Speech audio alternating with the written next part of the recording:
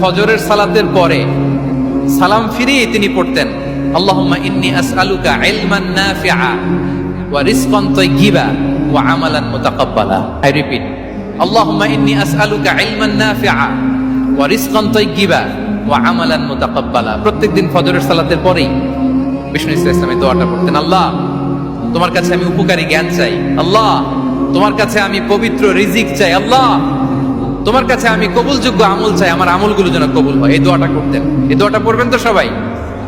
বিষ্ণু ইসলাম নিজে পড়তেন সকালবেলা, একেবারে দিনের শুরুতেই রিজিকের বরকতের জন্য দোয়া করে তিনি ওনার ডে স্টার্ট করতেন। কোরআনে অনেক আয়াতে রিজিকের জন্য দোয়ার ব্যাপারে পাওয়া যায়, আমরা সেদিকে যাব না। সাইয়েদনা ঈসা আলাইহিস সালাম তিনি বলেছেন, আল্লাহ আকাশ থেকে মায়েদা পাঠান। ওই আয়াতের শেষে বলেছেন, ওয়ারযুকনা ওয়া আনতা খায়রুর রাযিকিন। আল্লাহ, আপনি আমাদেরকে রিজিক দিয়ে ধন্য করুন, আপনি তো রিজিক দাতা।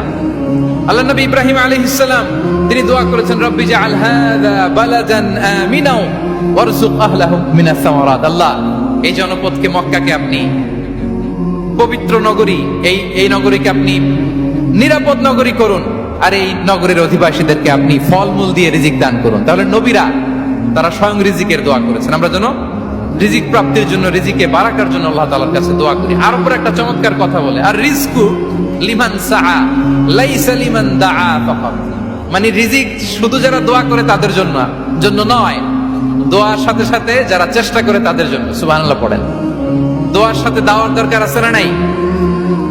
তাওয়াক্কুলের পয়েন্টে আমরা বলেছি যে আমাদের সর্বোচ্চ চেষ্টাটুকুন করব। তাওয়াক্কুল মানে হচ্ছে কোনো কাজের প্ল্যান করা, ওই প্ল্যান বাস্তবায়নের জন্য যা যা দরকার হাজির করা, এরপরে প্রাণান্তকর প্রচেষ্টার জন্য ঝাঁপিয়ে পড়া, এরপরে কর্মশেষে ফলাফলের জন্য কার উপর নির্ভর করা?